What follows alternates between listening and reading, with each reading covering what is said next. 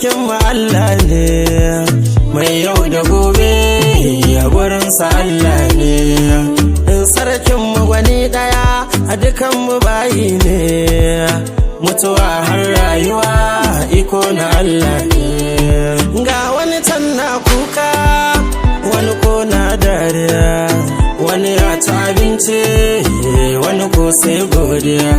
Ina duba rayuwa dole sai an yi juriya, shi mai haƙuri nasara zai zo wata rana. Wa ya san gobe, wa ya san gobe, wa ya san gobe, banda Allah sarki.